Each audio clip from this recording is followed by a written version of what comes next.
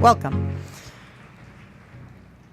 Well, we all know that we need to make a fast change in order to be able to sustain life in Earth. And there are many challenges going on just now. We are seeing climate change, we are seeing pollution of water, soil, and the air. We are seeing poverty in many different parts of the world and health problems as well. And then the question is, how can we make this transition in the most successful way?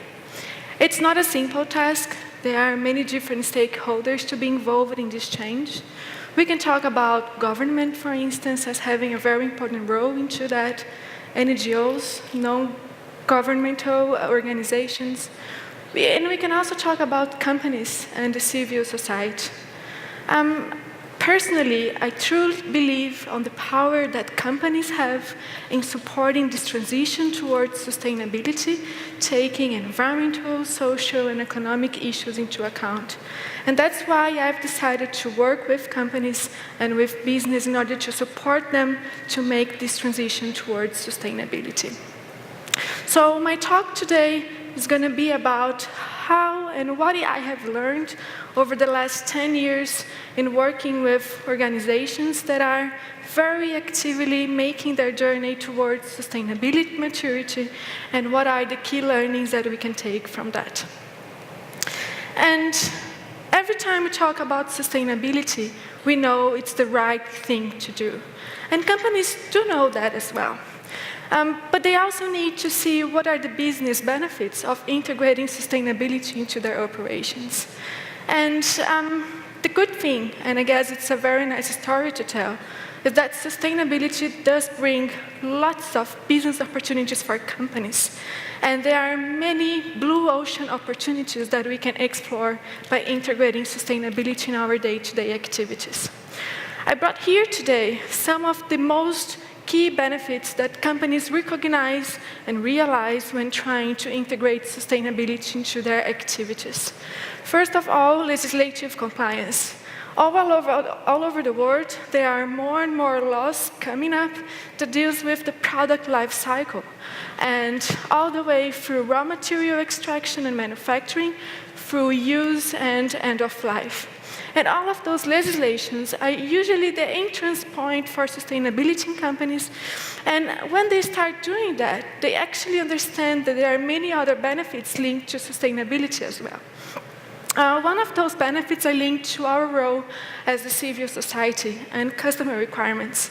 So more and more customers are requiring companies to integrate sustainability in the way they develop their products, and they're actually taking sustainability as one of the very important criteria for their buying decisions.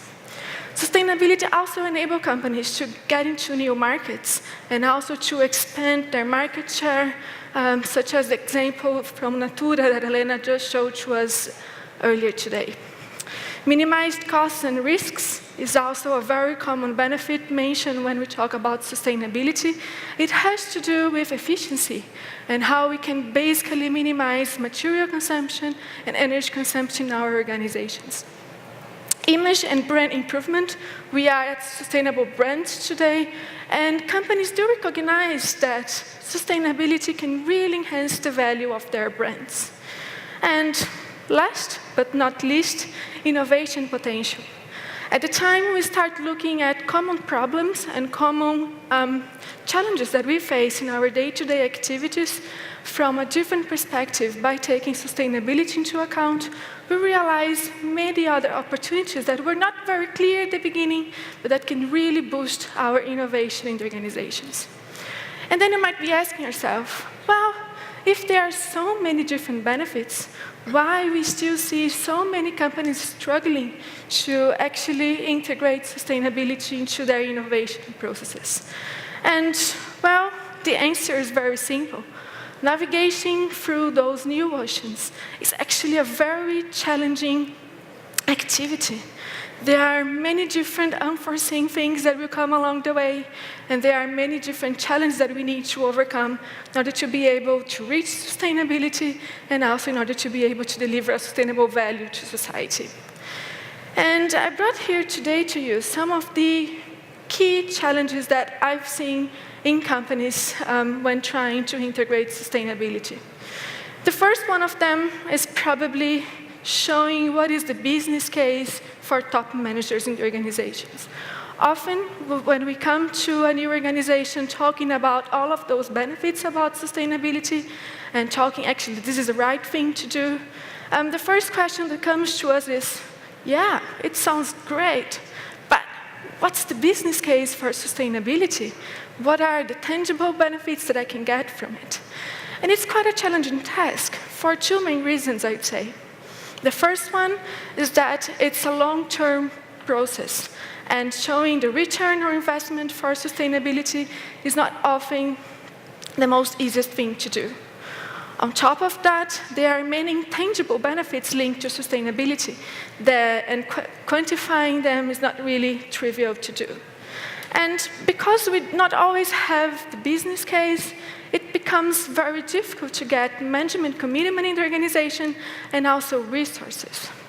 And because we don't have management commitment, it also becomes quite challenging to engage the right stakeholders in the organization. In order to be really successful in this transition, we need to involve stakeholders from the different levels in the organization, so from the strategic to the tactical and operational levels, and also from different functions, so from product development, supply chain management, marketing, and so forth. But let's say that we managed to go through this first hurdle of integrating sustainability, and we have the business case, we have management commitment, and we have stakeholder engagement. The next big challenge is to prioritize what are the sustainability initiatives that I'm going to implement. There are many, many different concepts, approaches, tools, and methodologies that companies can use to implement sustainability, and select the most one for me based on my strategic drivers, on my products, and on my market is not the easiest thing to do. And also, as soon as we have identified what are the initiatives we want to implement, implementing them in the organization from a systematic point of view is another big challenge. We usually see companies failing a lot in terms of disseminating this knowledge in the organization and get it done.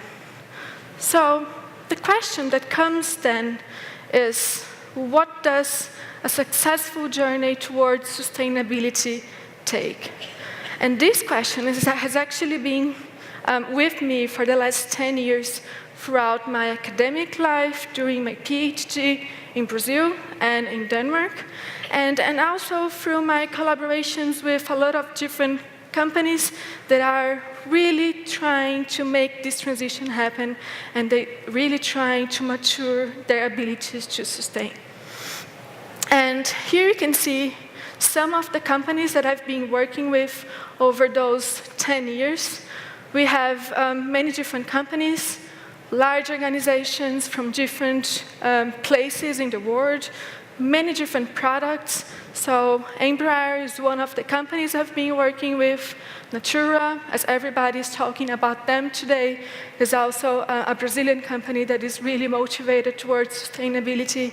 We also have European companies such as Philips in the healthcare sector and Lego in the toys industry, and also companies from the United States such as Steelcase.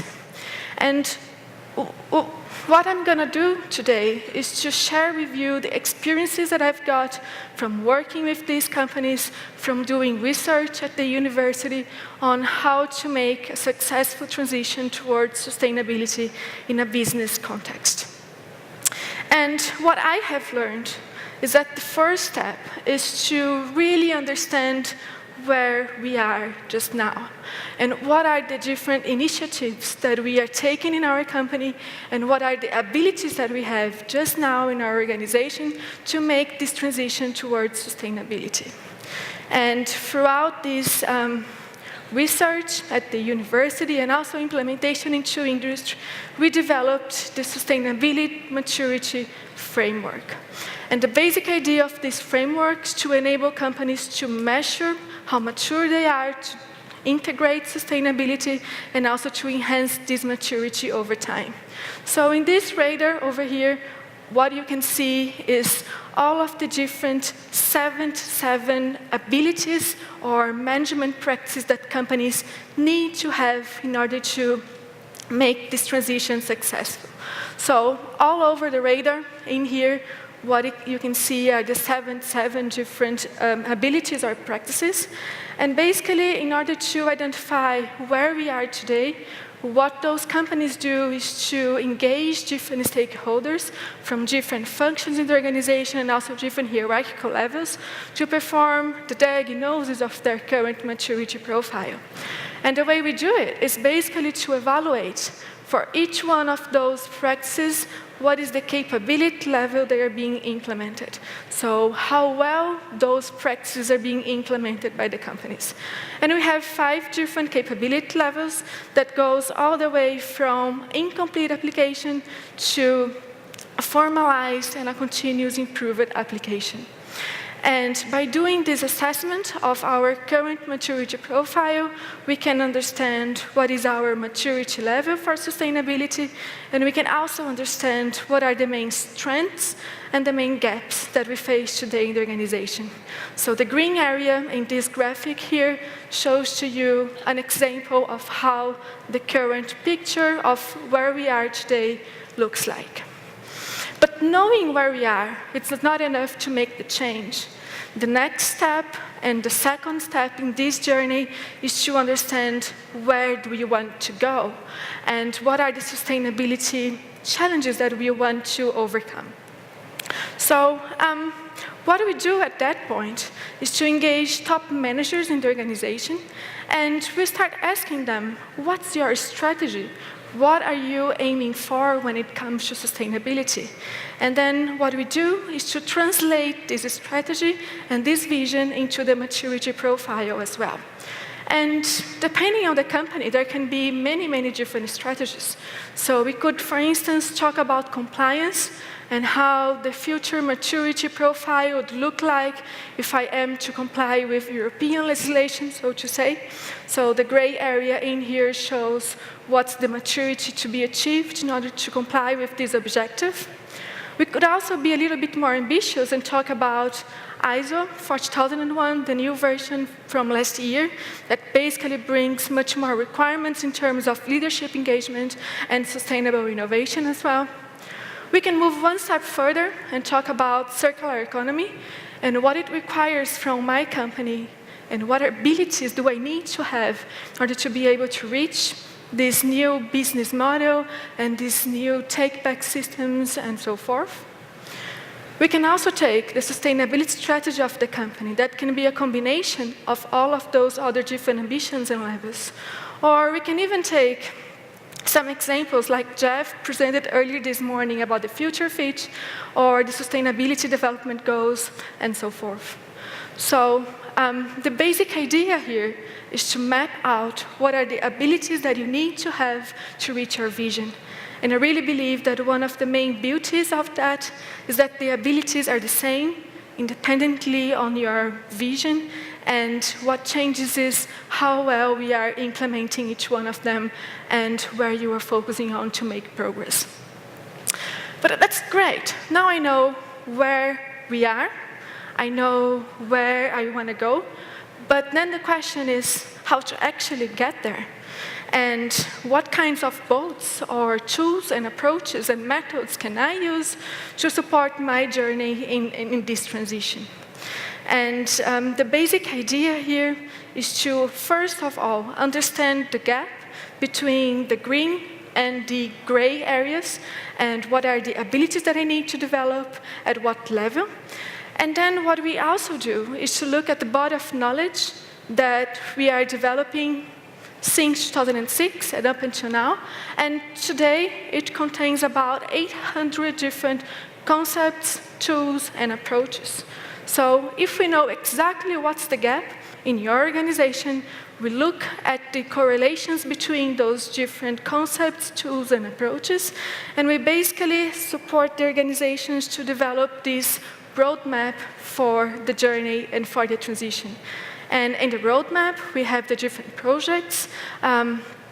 classified into 3 different layers that goes all the way from business foundation to business excellence and business innovation as well.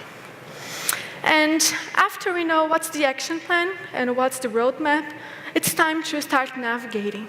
And it's time to actually start making change in our organizations. And it's time to engage the different stakeholders in the organization. So I'm going to share with you just now the 5 key learnings that I've experienced over those last years by working with these companies. And the first key learning is about going beyond pilot projects. It's really important for organizations to start scaling up their impact by focusing not only on 1 or 2 products in their entire portfolio that will have a better sustainability performance, but actually making sure that the entire portfolio of products and that all of their activities will be taken by a sustainability point of view. And the best way of doing that, from our experience, is on integrating sustainability in your processes and in the way you do things. So it's about integrating sustainability into your product development process, into your innovation process, into your communication processes, and so forth. Second key learning from this journey is about creating the foundation.